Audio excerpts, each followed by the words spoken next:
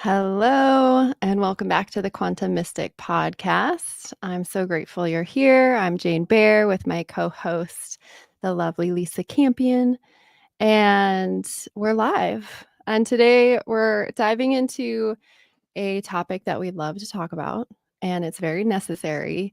It's all about meditation, stillness, and really the art of not forcing any of it. So, I'd love if everybody who's watching, whether it's live or, just Lisa and I, let's take a breath right here at the beginning. And not really to even center yourself perfectly, but just to arrive as you are. So inhale, exhale. And, let's be honest, many of us have a really complicated relationship with meditation and with stillness. And really, we've been taught to that it has to look a certain way. That it needs to be silent, seated, still, perfect, whatever it is. Um, but you know, it's so much more than that. And what if the question sort of is like, what if meditation is less about control and more about communion? So let's unravel some of these myths around meditation. Um, and really, wherever you are, walking or driving or curled up and sitting, listening, just let this episode be permission to, you know, be and not force your way into peace. We're just we're Mm. just opening it up. So, Lisa, what are your thoughts on meditation in general and sort of the myths? I think there's, first of all, my thought is it's super necessary, and we really need to consider like a contemplative lifestyle, where we take time to pause and contemplate and do some inner looking and, show up for ourselves and kind of just stop what we're doing and turn inward. I feel like a lot of our focus in the world right now is about outward focus. So we're always looking for Yeah. something outside of us. We're looking for the quick fix or the magic pill or all the things to try and comfort ourselves, try and find peace on the inside. And we can't. I mean, I guess sometimes the universe aligns life in such a perfect way that we have like inner peace, but really it's sort of an inside, like it comes from the inside out. So I think it's important to have some kind of practice where we're consistently looking inward Mm. and we're sourcing ourselves from the inside. We're doing that contemplate. Like my my dad used to say navel gazing, although he was a pretty dedicated meditator.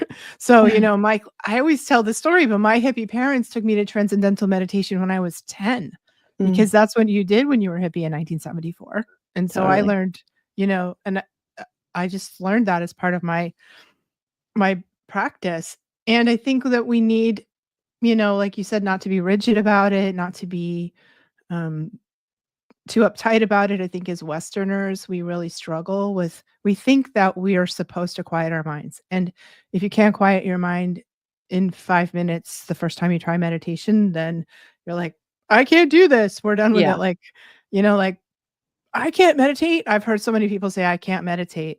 And I Mm. think the myth is that somehow magically you're supposed to sit down out of the blue and quiet your mind. That's not really how it works. Totally agree. And Yeah. I've like that adding to that, it's like meditation really has been industrialized. It's like whether it's in an app or there's a timer or there's a checklist, there's like a way it's like mistaken as something that we do when Mhm. actually it's something that we really undo. And in essence, it's like it's not even a technique, it's a state of being and really a way of relating yourself to life with Mhm. presence and receptivity and surrender. And you look back. I love, by the way, I love thinking of you as a 10-year-old sitting in over with surrounded by adults doing transcendental Mm. meditation. That's just a great visual.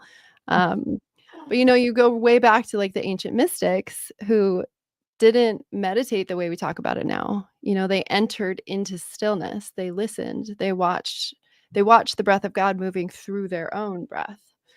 And so in that way, it's like stillness or meditation isn't a performance, but it's like it's a space, it's a way of being. And I think the key is that it doesn't we can't demand silence of the world. That will never happen. It invites silence within the self. And of course that's a practice. So, if 5 minutes your mind is racing, it's like, well, let it race and let it unravel and let it just like let the thoughts kind of um dump out and then Yeah. and keep at it. But, you know, I think there's a lot of different ways to meditate. There's, like, the traditional, like you were talking about, there's all sorts of ways, but a lot of it is so often now met with resistance because we're constantly inundated with information, Yeah. and we avoid being still with ourselves. I wanna tell a funny story about that.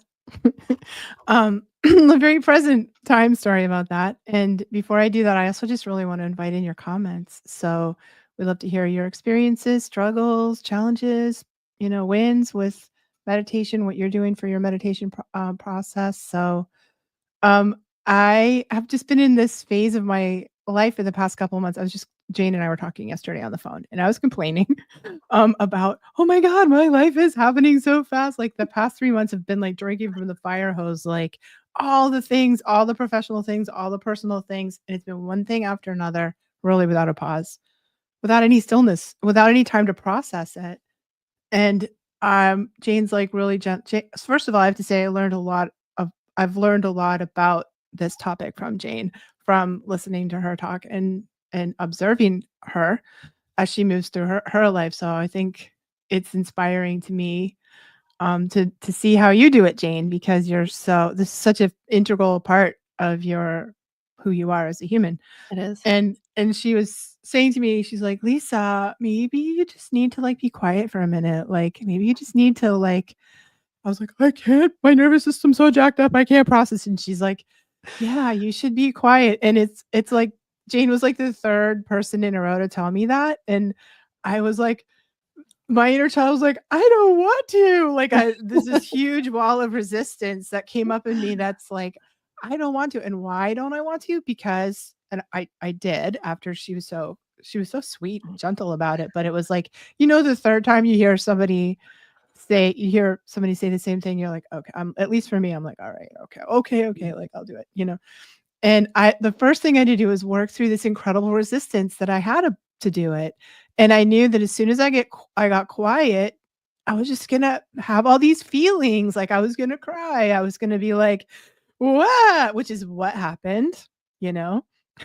And then I was like, "It's okay." Like, I was, like, leaning on all of my own practices to sort of help me. It just felt like I purged up, like, a lot of things that had been and I knew that's why I was avoiding it. I knew that I didn't wanna sit, I didn't wanna be quiet because it's a little bit like this is kind of a gross analogy, but it's a little bit like knowing you're gonna throw up and just, "I'm not gonna do that." Right? Instead of just doing it was definitely like that kind of experience for me. And I have like, I know, like, I have to turn off the TV, I have to turn off the podcast, I have to I listen to things, you know? Yeah. That's part of my sometimes it's fun, but sometimes it's, like, avoidant, you Yeah. know? And so the practice of quiet walking, quiet dish doing, quiet driving, now they have that thing on it's sort of like the TikTok thing about quiet on the airplane, and it's, like, kind of a Mm, challenge, to not do anything on an airplane. What did we used to do? That we used to do nothing on an airplane for nice. hours, Yeah. like that, and now it's sort of seen as like um, I don't know, like an incredible hurdle to overcome to just be quiet the way the world used to be quiet. Anyway, that was my story that I wanted to tell, and I feel so much better. It Mhm. didn't take very long. It took, like, last night and today of being quiet, and all of a Yeah. sudden I feel way better. Yeah.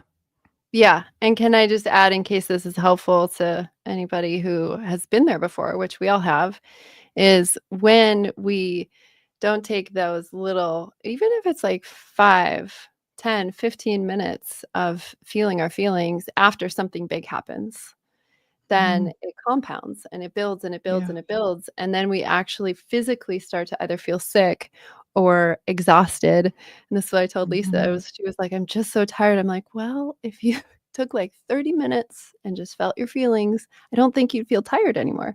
And, um, not in a judgment way or not even telling you what to do, just, like, reminding you what you already know, and it really works. It's It like, really works. oh, the feelings weigh us down, and we don't even Yeah. realize that's what's going on.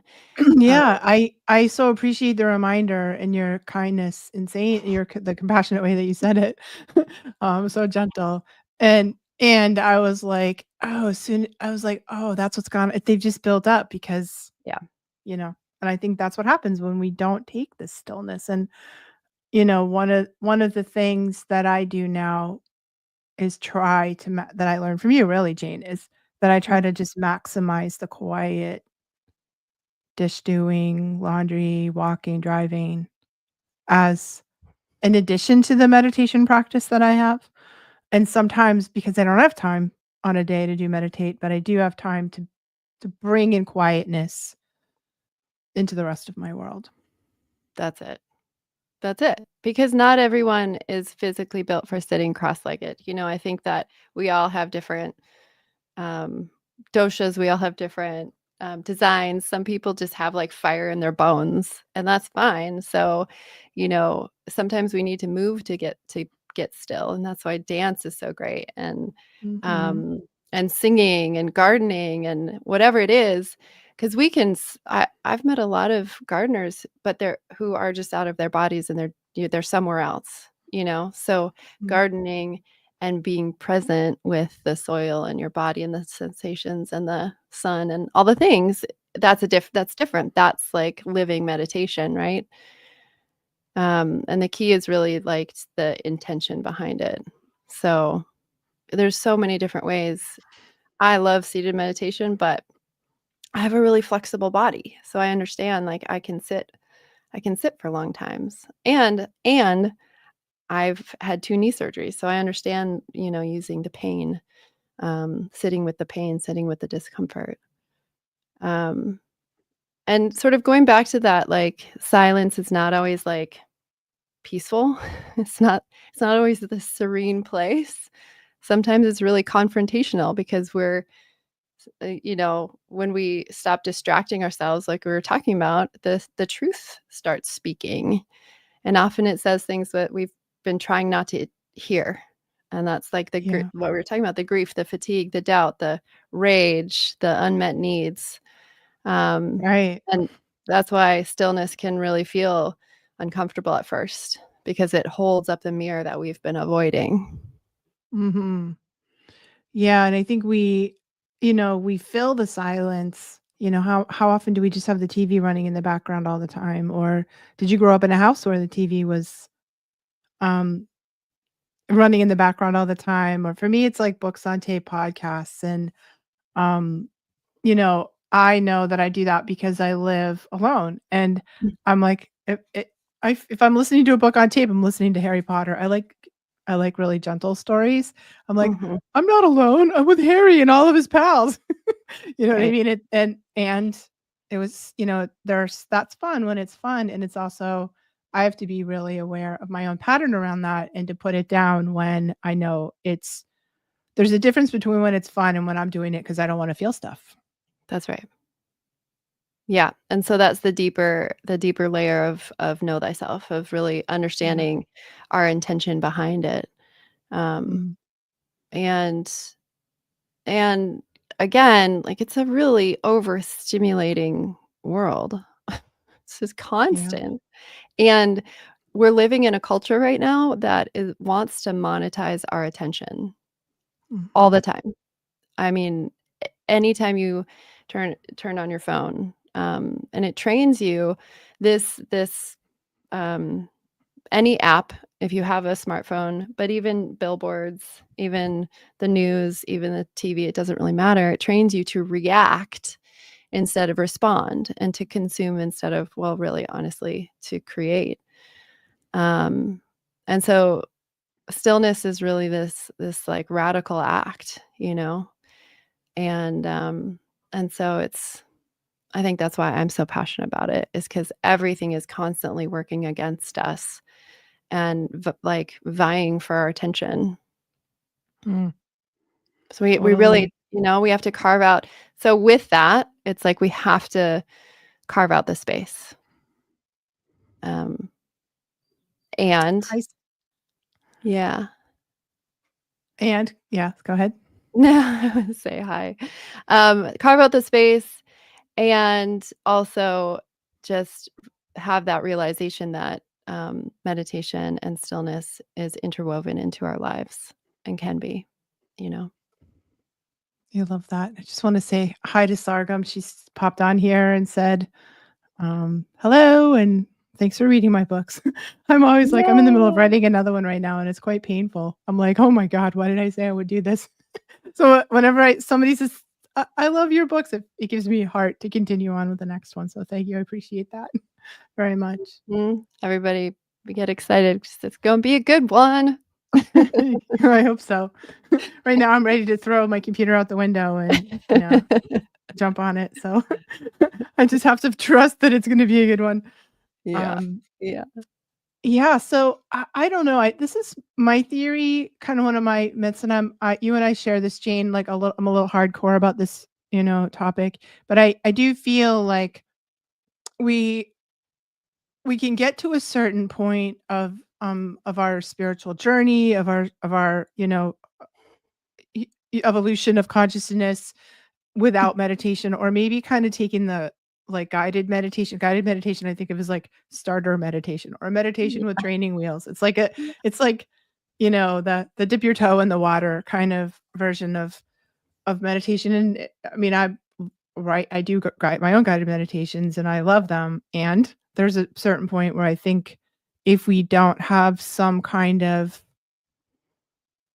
deeper spiritual practice, we sort of stall out. Like we can't really progress spiritually until we commit to some kind of deeper inward looking. And that might be yoga, it might be tai chi, it might be a movement based practice.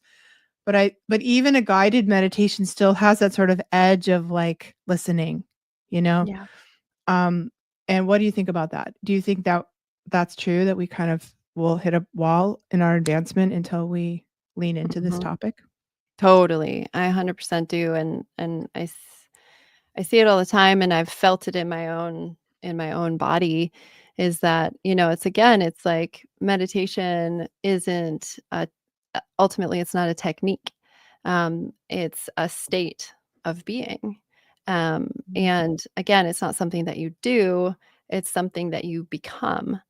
And so, but we do need the tools, do need the techniques to get there. So it's again, it's about really knowing yourself. And if you start with the guided meditations, wonderful. It's like whatever the Yeah. gateway is, yoga, wonderful. But anything can become a distraction. I mean, guided Mm. meditations keep you in the mind, and it's really, again, this whole topic is not about focusing the mind, it's about dissolving the illusion of separation.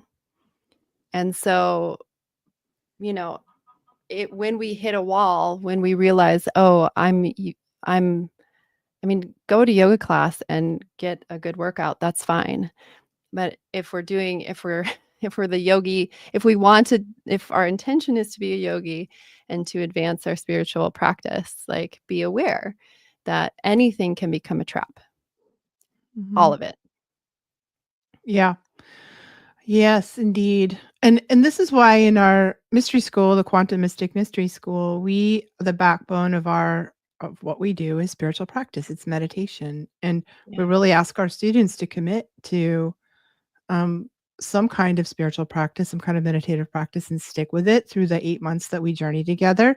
We teach a lot of different meditation styles. So both Jane and I are in there teaching, talking about it, demonstrating it, doing it together with our so one of our classes is a meditation circle where we Mhm. teach new, maybe meditation techniques you haven't been exposed to before, and we do it together and then we talk about it. So we're kind of, our goal is to add practices to your toolkit so that hopefully you find one that really resonates with you. And part of the, I think, success that we have had in our first year with our students being so, you know, talking so much about the transformation that they did was because we were really on this topic. And then when, people, so many people, and me too, like everyone, would hit the resistance, we just work through the resistance. We just, like, that's what the meditation becomes about. That's what happened for me last night. I was like, oh, I'm so in my resistance, so I'm just gonna sit with that. I'm just gonna be present to that. I'm going to allow the resistance to be there and not try to push it away or move through it or just, like, really be in it. And then I had this great insight about what it was and why it was there, and then it wasn't there, you know? And isn't that crazy that that's what happened? But yeah, like, I don't know. Can you talk about that, Jane, a little bit about that, how we use it in the school? Yeah, I think again, I agree everything that you said. It's really the backbone of the school, and it's about kind of what I said. It's like it's we can learn all these different techniques, and it's so much fun to both teach them and to see how all the students respond to each one differently.